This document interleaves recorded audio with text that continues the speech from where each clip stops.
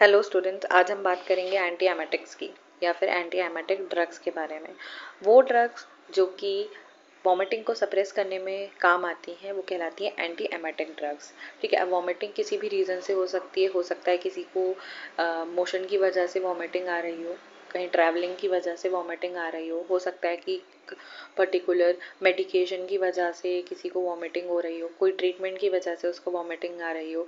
कई बार स्मेल से, साइट से, इवन थॉट से भी वॉमिटिंग जनरेट हो जाती है। तो उसको सप्रेस करने के लिए क्या कराया जाता है, एंटी एमेटिक्स दिए जाते हैं। ठीक है, अब एमएसएस क्या होता है समझते हैं पहले। MSS means simply vomiting. तो वॉमिटिंग कई बार एक प्रोटेक्टिव रिफ्लक्स के फॉर्म में भी होती है। कई बार हमारे स्टमक में या फिर ओरली हम कोई ऐसा कंटेंट ले लेते हैं जो कि टॉक्सिक होता है या फिर जो हमारी बॉडी टॉलरेट नहीं कर पाती है, तो उसको प्रिवेंट करने के लिए हमारी बॉडी क्या करती है, एक रिफ्लक्स जनरेट करती है जो कि वॉमिटिंग होता है।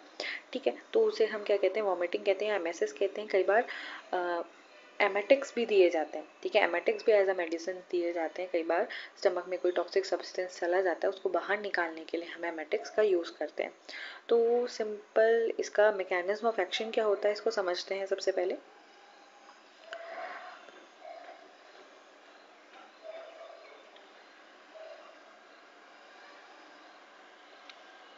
तो इसको समझते हैं मैकेनिज्म ऑफ एक्शन क्या होता है। अब हमारा जो ब्रेन है, ब्रेन में एक स्पेस होता है जिसे बोला जाता है मेड्यूला। ठीक है, ब्रेन का एक पार्ट होता है मेड्यूला, और मेड्यूला में एक सेंटर होता है जिसे बोला जाता है वॉमिटिंग सेंटर। क्या बोला जाता है, वॉमिटिंग सेंटर बोला जाता है। ठीक है, अब वॉमिटिंग सेंटर जब भी स्टिमुलेट होता है, ठीक है, वॉमिटिंग सेंटर कई चीज़ों की वजह से स्टिमुलेट होता है, ये हम देखेंगे अभी किन किन कौन कौन सी ऐसी चीज़ें हैं जो कि वॉमिटिंग सेंटर को स्टिमुलेट करने का काम करती हैं। तो जब भी वॉमिटिंग सेंटर स्टिमुलेट होता है, ये क्या कराता है, ये कॉन्ट्रैक्ट कराता है एब्डोमेन की मसल्स को। Contract muscles of abdomen. ठीक है, एब्डोमेन की मसल्स को कॉन्ट्रैक्ट कराता है, साथ ही साथ रिलैक्सेस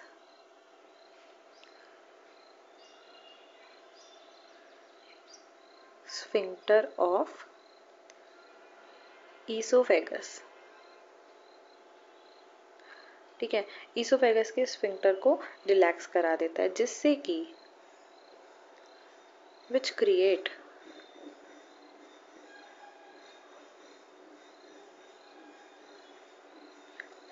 प्रेशर ऑन स्टमक, जिसकी वजह से क्या होता है, स्टमक पे प्रेशर आता है।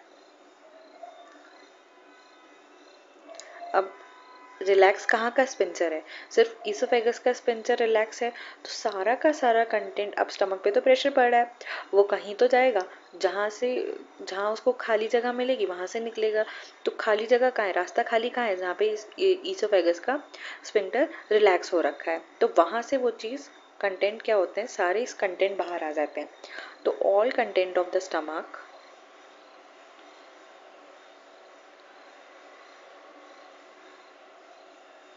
all content of the stomach forcefully expelled out।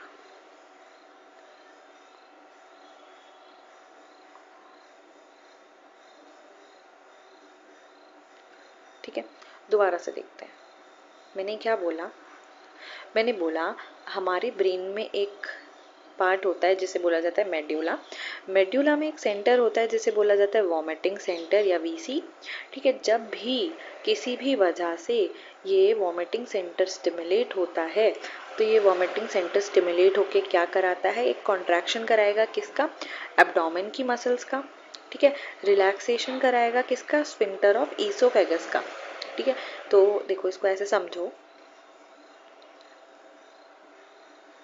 ये हमारा स्टमक है, ये ईसोफेगस है। ईसोफेगस तो हो गया रिलैक्स, और स्टमक हो रहा है कॉन्ट्रैक्ट। तो जितना भी यहाँ का कंटेंट है वो तो बाहर निकल जाएगा ना, क्योंकि ये चीज़ खुली है, ये चीज़ पिचक रही है, ये चीज़ बंद हो रही है, ये कॉन्ट्रैक्ट कर रही है।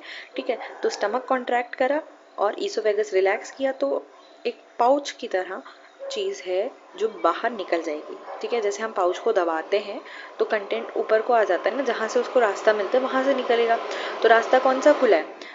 तो ईसोफेगस का स्पिंटर खुला है, तो वहाँ से कंटेंट बाहर आसानी से निकल जाएगा, ठीक है। तो which create a pressure on stomach, stomach पे प्रेशर पड़ा तो all content of the stomach forcefully expel out, सारा कंटेंट फोर्सफुली क्या होता है, बाहर आ जाता है। अब ये जो वॉमिटिंग सेंटर होता है ये कैसे कैसे स्टिमुलेट होता है ये देखते हैं। तो वॉमिटिंग सेंटर को स्टिमुलेट करने के 4 रीजंस होते हैं, तो समझते हैं। देखो ये माना हमारा वॉमिटिंग सेंटर है, ठीक है। कहाँ प्रेजेंट है वॉमिटिंग सेंटर? मेड्यूला में, ठीक है। तो ये हमारा वॉमिटिंग सेंटर है। अब इसको कौन कौन स्टिमुलेट करता है ये देखते हैं। देखो एक होता है वेस्टिबुलर अपरेटस,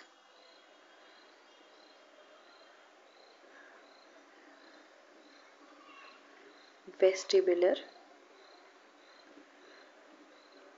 अपरेटस, ठीक है। वेस्टिबुलर अपरेटस क्या होता है? ये हमारे ईयर में प्रेजेंट होता है, ईयर में प्रेजेंट होता है। जब भी मोशन करते हैं हम, ठीक है, हम कहीं भी ट्रैवल करते हैं तो ये सेंटर स्टिमुलेट हो जाता है, ठीक है। यानी जब भी हम कहीं ट्रैवल करते हैं तो जो वेस्टिबुलर अपरेटस होता है जो कि हमारे ईयर में प्रेजेंट होता है, ये क्या करता है, ये वेस्टिबुलर नर्व के थ्रू वॉमिटिंग सेंटर जो कि मेड्यूला में है उसको इम्पल्स भेजता है कि भाई वॉमिटिंग जनरेट करो, ठीक है। कैसे मोशन सिकनेस में कैसे वॉमिटिंग जनरेट होती है? जो हमारे ईयर में वेस्टिबुलर अपरेटस होता है जो कि क्या मेंटेन करता है, हमारा पॉस्चर को मेंटेन करने का काम करता है, एक नॉर्मल पोजीशन रहनी चाहिए। तो क्या होता है जब भी मोशन होता है, ठीक है, कई बार हम ट्रैवलिंग करते हैं तो उस वजह से क्या होता है जो हमारा पॉस्चर है वो डिस्टर्ब हो जाता है या वेस्टिबुलर अपरेटस स्टिमुलेट हो जाता है। कई लोगों में नहीं भी होता है, देखा होगा कई लोग नहीं करते हैं ट्रैवलिंग के टाइम पे वॉमिटिंग, तो कई कुछ लोगों में ये चीज़ बहुत सेंसिटिव होती है, उन लोगों में हो जाता है। तो उन लोगों में क्या होता है, ये जो वेस्टिबुलर एपरेटस है ईयर में प्रेजेंट होता है, ये वेस्टिबुलर नर्व के थ्रू वॉमिटिंग सेंटर को जो कि मेडुला में है उसको इम्पल्स भेजता है और वॉमिटिंग हो जाती है। दूसरा किस वजह से होता है? दूसरा एक जोन बोला जाता है CTZ, जिसे बोलते हैं कीमो रिसेप्टर, कीमो रिसेप्टर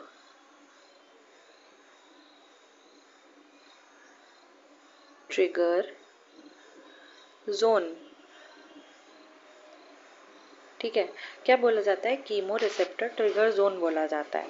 अब ये कैसे स्टिमुलेट होता है? तो जब भी कोई पेशेंट कोई ऐसा कीमोथेरेपी ले रहा है, कोई ऐसे ओपियोइड्स ले रहा है, ठीक है, कोई एनेस्थेटिक्स ले रहा है, तो उनकी वजह से जो सेंटर स्टिमुलेट होता है उसे बोला जाता है CTZ centre, chemo receptor trigger zone. ये भी मेडुला में ही प्रेजेंट होता है और ये किसको इम्पल्स देता है? ये भी वॉमिटिंग सेंटर को इंड्यूस करता है, इम्पल्स भेजता है कि वॉमिटिंग जनरेट को हो।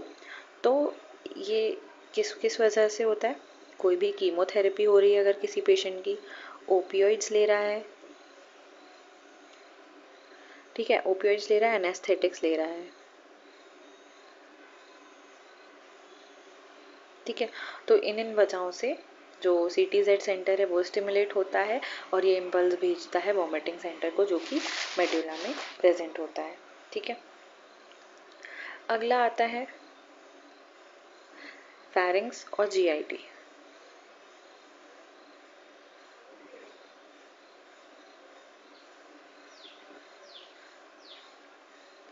ठीक है। अब फैरिंग्स और GIT में क्या होता है, ये किससे स्टिमुलेट होता है? ये स्टिमुलेट होता है कीमोथेरेपी और रेडियोथेरेपी से, ठीक है। कीमोथेरेपी एंड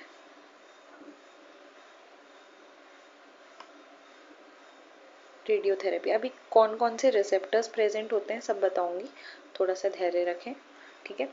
तो हमने 3 देख लिए। एक देखा हमने वेस्टिबुलर एपरेटस जो कि हमारे ईयर में प्रेजेंट होता है, दूसरा फेरिंक्स और जीआईटी में, और तीसरा हमने देखा सीटीजेड सेंटर यानी कीमो रिसेप्टर ट्रिगर जोन।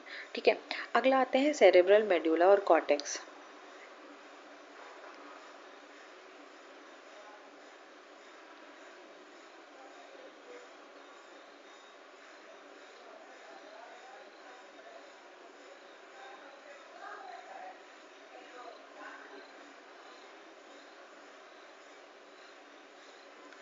अब ये किस वजह से स्टिमुलेट होता है? तो सेरेब्रल मेडुला और कॉर्टेक्स कोई भी स्मेल से, साइट से, कोई भी इवन थॉट से भी स्टिमुलेट हो जाता है। ठीक है, कई बार ऐसा होता है कि लोगों को, ट्रैवलिंग का ही एग्जांपल दूंगी, कई बार ट्रैवलिंग में ही बस में जो स्मेल आती है उस वजह से हो जाता है। कई बार रूम में बैठे बैठे भी कई लोगों को एसी की स्मेल से वॉमिटिंग आती है। कई बार कोई ऐसी किसी को वॉमिटिंग करता हुआ देख के लोगों को वॉमिटिंग हो जाती है, तो साइड से। कई बार कोई गंदी चीज़ हमने देखी थी पहले, उसको सोच कर ही वॉमिटिंग हो जाती है ना। तो कई रीजंस हो सकते हैं वॉमिटिंग के। ठीक है, हमने क्या क्या रीजंस देखे? हमने देखा वेस्टिबुलर एपरेटस जो कि कहाँ प्रेजेंट होता है, वेस्टिबुलर एपरेटस प्रेजेंट होता है ईयर में। ठीक है, तो इसकी वजह से क्या होता है, जब भी हम ट्रैवल करते हैं, ठीक है, तो क्या होता है, जो वेस्टिबुलर नर्व होती है वो इरिटेट हो जाती है और इम्पल्स भेजती है वॉमिटिंग सेंटर को जो कि मेडुला में प्रेजेंट है, और वॉमिटिंग जनरेट होती है। दूसरा हमने देखा कीमो रिसेप्टर ट्रिगर जोन। ठीक है, कीमो रिसेप्टर ट्रिगर जोन सीटीजेड बोला जाता है। ये स्टिमुलेट होता है ड्रग्स से। कोई ऐसी मेडिकेशन कोई पेशेंट ले रहा है, कीमोथेरेपी ले रहा है, ओपियोइड्स ले रहा है, एनेस्थेटिक्स ले रहा है, तो उनकी वजह से वॉमिटिंग जनरेट होती है। तीसरा हमने देखा सेरेब्रल मेडुला और कॉर्टेक्स। इसमें क्या होता है, ये किससे स्टिमुलेट होता है? स्मेल से, साइट से, थॉट से, कई बार इमोशनल डिस्टर्बेंसेस से भी वॉमिटिंग जनरेट होती है। अगला आता है फेरिंग्स एंड जीआईटी। तो फेरिंग्स एंड जीआईटी में कैसे स्टिमुलेट होता है? तो ये कीमोथेरेपी और रेडियोथेरेपी इसमें रोल प्ले करते हैं जिससे कि वॉमिटिंग जनरेट होती है। ठीक है, अब जो रिसेप्टर्स प्रेजेंट होते हैं, ठीक है, कौन कौन से ऐसे रिसेप्टर्स हैं जो इन सेंटर्स में प्रेजेंट होते हैं, जैसे कि कीमो रिसेप्टर ट्रिगर जोन में कौन से ऐसे रिसेप्टर्स हैं जो इम्पल्स जनरेट करने का काम करते हैं, या वेस्टिबुलर एपरेटस में कौन से ऐसे रिसेप्टर्स हैं, ठीक है, जो, या फिर न्यूरोट्रांसमीटर्स हैं जो वॉमिटिंग करा रहे हैं। ठीक है, तो कौन कौन से न्यूरोट्रांसमीटर्स हैं इनकी बात करेंगे। ठीक है, तो वो सबसे पहले जो वेस्टिबुलर एपरेटस या फिर ईयर में जो न्यूरो ट्रांसमीटर्स होते हैं जो रिस्पॉन्सिबल होते हैं, वो होते हैं एसिटाइल कोलिन। ठीक है, एसिटाइल कोलिन या हिस्टामीन। अब इनके जो रिसेप्टर्स हैं वो कौन कौन से रिसेप्टर्स होते हैं? वो होते हैं M1 रिसेप्टर्स, M2 रिसेप्टर्स और H1 रिसेप्टर्स। ठीक है, M2 रिसेप्टर्स क्या होते हैं? ये होते हैं मस्केरेनिक रिसेप्टर्स। ठीक है, दूसरे होते हैं हिस्टामिनिक।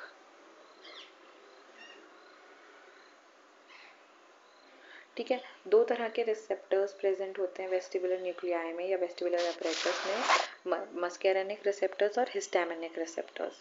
ठीक है, अब फेरिंक्स और जीआईटी में कौन से रिसेप्टर्स प्रेजेंट होते हैं? ये होते हैं 5-HT3, जिन्हें बोला जाता है 5 हाइड्रोक्सी ट्रिप्टाफिन या फिर सेरोटोनिन। ठीक है, सेरोटोनिन बोला जाता है। अगले आते हैं सीटीजेड सेंटर में। तो सीटीजेड सेंटर में कौन कौन से रिसेप्टर्स प्रेजेंट होते हैं? इसमें भी 5-HT3 रिसेप्टर्स प्रेजेंट होते हैं। अगला डोपामीन, या फिर इन्हें बोला जाता है D2 रिसेप्टर्स। ठीक है, अगले होते हैं ओपियोइड रिसेप्टर्स।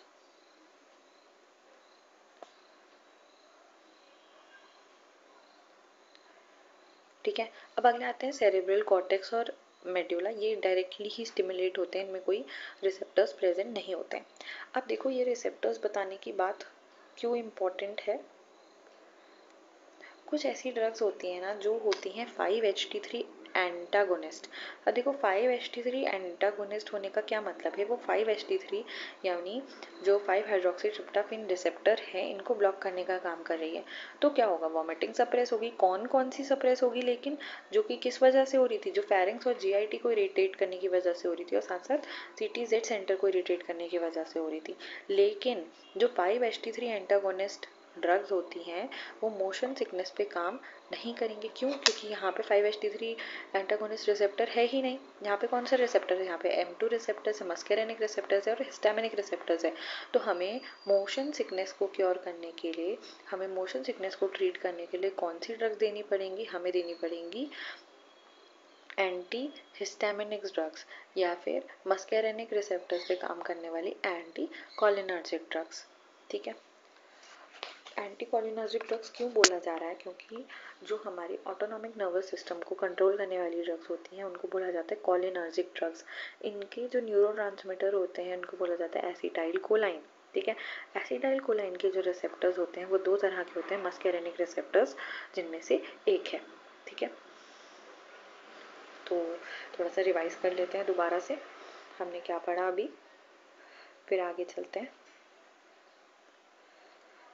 तो हमने देखा जो हमारा वॉमिटिंग सेंटर है ये कहाँ प्रेजेंट है, ये मेड्यूला में प्रेजेंट है। इसको स्टिमुलेट कौन कौन करता है, वेस्टिबुलर अपैरेटस इसको स्टिमुलेट करता है जो कि हमारी ईयर में प्रेजेंट होता है। अब वेस्टिबुलर अपैरेटस में 2 तरह के रिसेप्टर्स प्रेजेंट होते हैं, एक होते हैं मस्केरेनिक रिसेप्टर्स, एक होते हैं हिस्टामिनिक रिसेप्टर्स। ये मोशन यानी ट्रैवलिंग से ट्रिगर होते हैं। दूसरा हमने देखा कीमो रिसेप्टर ट्रिगर जोन। तो कीमो रिसेप्टर्स नाम से ही शो हो रहा है, यानी कीमो मीन्स ड्रग्स से याद कर सकते हैं, या फिर कीमोथेरेपी से याद कर सकते हैं। तो जिन भी पेशेंट्स में कीमोथेरेपी होती है या फिर जो पेशेंट्स ड्रग्स लेते हैं पर्टिकुलर ड्रग की वजह से वॉमिटिंग होती है, वो सीटीजेड सेंटर के स्टिमुलेट होने की वजह से होती है। अगला फेरिंग्स और जीआईटी। ठीक है, कई बार हमारा फेरिंग्स और जीआईटी इरिटेट हो जाता है, किसकी वजह से, कीमोथेरेपी की वजह से, रेडिएशन थेरेपी की वजह से। तो उस कंडीशन में भी वॉमिटिंग सेंटर स्टिमुलेट होता है। उसको स्टिमुलेट करने वाले रिसेप्टर्स कौन से हैं, 5-HT3 यानी 5 हाइड्रोक्सी ट्रिप्टाफेन जिसे बोला जाता है सेरोटोनिन। और सीटीजेड सेंटर में जो रिसेप्टर्स प्रेजेंट होते हैं वो होते हैं 5-HT3 यानी सेरोटोनिन, डोपामीन D2। ठीक है, ओपियोइड रिसेप्टर्स प्रेजेंट होते हैं। अगला सेरेब्रल मेडुला और कॉर्टेक्स भी डायरेक्टली ही स्टिमुलेट हो जाते हैं, कई बार स्मेल से, साइट से, थॉट से, इवन इमोशनल डिस्टर्बेंसेस से भी। तो उस वजह से भी वॉमिटिंग सेंटर स्टिमुलेट होता है और क्या जनरेट करता है, वॉमिटिंग जनरेट करता है। ठीक है, अब वापस से आते हैं जहाँ हम बात कर रहे थे। तो एमेटिक्स किन्हें कहा जाता है, मैकेनिज्म ऑफ एक्शन देख रहे थे हम एमेटिक्स का। तो कुछ होते हैं, अब एमेटिक्स वो ड्रग्स हैं जो रिस्पॉन्सिबल होती हैं वॉमिटिंग कराने के। ठीक है, कई बार हम ड्रग्स भी देते हैं ना वॉमिटिंग कराने के लिए। तो एमेटिक्स एक्ट बाय 2 टाइप्स, 2 तरह से काम करती हैं। ठीक है, कैसे कैसे, लोकली एक्टिंग एमेटिक्स और सेंट्रली एक्टिंग एमेटिक्स। लोकली कैसे एक्ट करती हैं, ये गैस्ट्रिक म्यूकोजा को इरिटेट करती हैं। तो गैस्ट्रिक म्यूकोजा इरिटेट होगी, नहीं फेरिंग्स और जीआईटी, यहाँ पे 5-HT3 का रोल है। ठीक है, और दूसरे होते हैं सेंट्रली एक्टिंग, ये किसको स्टिमुलेट करती हैं, कीमो रिसेप्टर ट्रिगर जोन, यहाँ भी 5-HT3, डोपामिन और ओपियोइड रिसेप्टर्स का रोल होता है। तो ऐसे करके ड्रग्स एक्ट करती हैं। आगे चलते हैं, एमेटिक्स के बारे में ही बता रखा है, हम डिस्कस कर चुके हैं। अब देखो यहाँ पे वही चीज़ बता रखी है जो अभी मैं बता के आ गई हूँ। तो देखो ये है वॉमिटिंग सेंटर, अगर इससे समझोगे तो काफ़ी ज़्यादा कॉम्प्लेक्स सा लगता है, लेकिन हमने जो अभी डायग्राम से समझा वो आपको समझने में हेल्प करेगा। तो ये क्या है, ये देखो वॉमिटिंग सेंटर है। ठीक है, ये किस किस चीज़ों से स्टिमुलेट हो रहा है, सबसे पहले वेस्टिबुलर अपैरेटस से, ईयर में प्रेजेंट है। यहाँ पे M1H1 रिसेप्टर्स हैं। ठीक है, ये क्या कर रहे हैं, ये सेरेब्रम, यहाँ पे जो मेड्यूला है उसको स्टिमुलेट करने का काम करते हैं, मेड्यूला में वॉमिटिंग सेंटर है। अगला आते हैं सीटीजेड, ये दिखा रखा है सीटीजेड, ये क्या है, कीमो रिसेप्टर ट्रिगर जोन। ठीक है, अब देखो यहाँ पे वेस्टिबुलर अपैरेटस किससे ट्रिगर हो रहा है, मोशन से, ऑटोटॉक्सिक ड्रग से। ठीक है, अब सीटीजेड सेंटर, यहाँ पे 5-HT3 रिसेप्टर्स हैं, ओपियोइड रिसेप्टर्स हैं। ठीक है, और दूसरे डोपामीन रिसेप्टर्स देखे थे हमने। तो सीटीजेड सेंटर स्टिमुलेट होकर क्या करता है, ये भी वॉमिटिंग सेंटर को स्टिमुलेट करता है। ठीक है, अगला जीआई इरिटेशन की वजह से, जीआई इरिटेशन कैसे हो रहा है, कीमोथेरेपी की वजह से, रेडियोथेरेपी की वजह से, कई बार इन्फेक्शन की वजह से, ड्रग्स की वजह से। तो ये भी क्या करता है, ये भी इंड्यूस करता है वॉमिटिंग को। ठीक है, वॉमिटिंग सेंटर को स्टिमुलेट करता है। तो ये चीज़ हम देख चुके थे। और देखो, स्मेल से, पेन से, साइट से, साइकोजेनिक स्टिमुलाई से, इमोशनल डिस्टर्बेंसेस से भी जो कॉर्टेक्स होता है, सेरेब्रल कॉर्टेक्स स्टिमुलेट होता है, ये भी स्टिमुलेट करता है जाके वॉमिटिंग सेंटर को। तो ये बात हम कर चुके हैं, बहुत अच्छे से समझ आ गई होगी मेरे हिसाब से। अब देखो कुछ कॉन्ट्राइंडिकेशंस बताएंगे हैं, ठीक है। तो हमें कहाँ कहाँ ये कॉन्ट्राइंडिकेशंस हैं एमेटिक्स के, ठीक है। अभी हमने एंटी एमेटिक्स स्टार्ट नहीं किया है, हम बात करें एमेटिक्स की। तो एमेटिक्स की कॉन्ट्राइंडिकेशन क्या क्या है? कई बार कोरोसिव यानी एसिड एल्कली पॉइजनिंग के केस में हम एमेटिक्स नहीं देते हैं। क्यों नहीं देते हैं? क्योंकि देखो, कोरोसिव सब्सटेंस है, पॉइजनस सब्सटेंस है, तो उस कंडीशन में जो एसिड है, ठीक है, एसिड अगर बाहर आता है तो रिस्क रहता है एस्पायरेशन का, ठीक है। हो सकता है कि जो हमारा फूड पाइप से चीज़ बाहर आ रही है वो विंड पाइप के थ्रू अंदर चली जाए तो और ही तबाही मचा देगी ना। तो इस कंडीशन में हम क्या करते हैं, एमेटिक्स नहीं दिए जाते हैं। कैरोसिन ना बहुत जल्दी फैलता है, ठीक है, विस्कोसिटी बहुत कम होती है, इसकी वजह से भी एस्पायरेशन के चांसेस बढ़ जाते हैं। तो कैरोसिन के केस में भी हम एमेटिक्स नहीं देते हैं। अनकॉन्शियस पेशेंट, ठीक है, अनकॉन्शियस पेशेंट है, हमने उसमें एमेटिक्स दे दिए तो उसका जो रिफ्लेक्सेस होंगे वो प्रॉपरली नहीं आ पाएंगे, ठीक है, वॉमिटिंग का रिफ्लेक्स नहीं आ पाएगा और हो सकता है कि वॉमिटिंग करते करते जो कंटेंट बाहर आ रहा है वो उसकी नोज़ के थ्रू एस्पायरेट हो जाए, ठीक है। तो इस कंडीशन में भी हम नहीं देते हैं। अगला, मॉर्फिन और फिनोथायाजीन पॉइजनिंग के केस में नहीं देते हैं। क्यों? क्योंकि जो मॉर्फिन होता है, मॉर्फिन क्या करता है, CTZ सेंटर को सप्रेस करता है, ठीक है। यहाँ पे लिख देती हूँ, मॉर्फिन सप्रेस CTZ सेंटर। अब देखो, मॉर्फिन ने CTZ सेंटर को ही सप्रेस कर दिया, वॉमिटिंग कौन करा रहा था? CTZ सेंटर करवा रहे थे एमेटिक्स के केस में, ठीक है। एमेटिक्स कैसे काम करते हैं? दो तरीके से काम कर रहे थे एमेटिक ड्रग्स जो थी, एक गैस्ट्रिक इरिटेशन करा के, GI की इरिटेशन करा के, दूसरा CTZ सेंटर को स्टिमुलेट करके। अब मॉर्फिन ने क्या करा, मॉर्फिन जो ड्रग है वो CTZ सेंटर को ही सप्रेस कर देती है, ठीक है। तो जिस वजह से अगर हम एमेटिक्स देंगे भी तो मॉर्फिन ने तो पहले ही उसको सप्रेस कर रखा, तो CTZ सेंटर स्टिमुलेट नहीं हो पाएगा और एमेटिक जो हो जाएंगी फेल टू एक्ट, ठीक है, एक्ट नहीं कर पाएंगी। आगे चलते हैं एंटी एमेटिक्स। तो एंटी एमेटिक्स को समझने से पहले एक बार हम जो हमारे न्यूरोट्रांसमीटर थे जो कि रिस्पॉन्सिबल थे वॉमिटिंग के लिए, उसको एक बार रिवाइज कर लेते हैं, ठीक है। तब जाके ये जो चीज़ें हैं क्लियर होंगी, ठीक है। तो एक बार और समझते हैं क्या क्या मैंने बताया था। तो हम यहाँ पे बात कर रहे हैं न्यूरोट्रांसमीटर्स,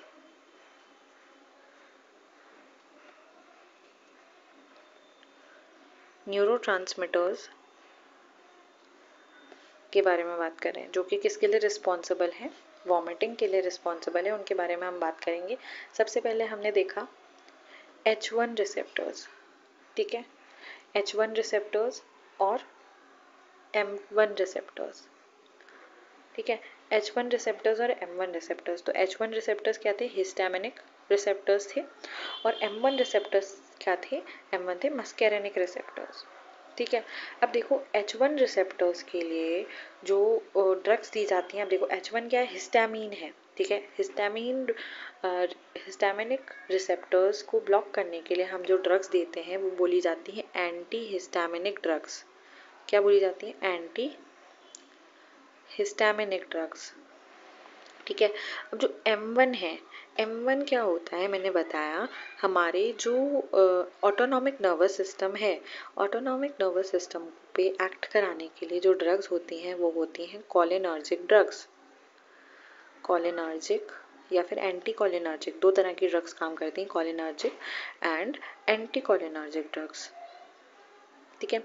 जब हमें एक्शन बढ़वाना है तो कोलिनर्जिक देंगे, एक्शन कम कराना है तो एंटी कोलिनर्जिक दे देते हैं। तो कोलिनर्जिक ड्रग्स जो होती हैं या एंटी कोलिनर्जिक ड्रग्स जो होती हैं, इनका जो न्यूरोट्रांसमीटर होता है वो होता है एसिटाइल कोलाइन। ACH लिखा जाता है जिसे, ठीक है। अब एसिटाइल कोलिन के जो रिसेप्टर्स होते हैं वो दो तरह के होते हैं, जिनमें से एक होता है मस्केरेनिक रिसेप्टर्स,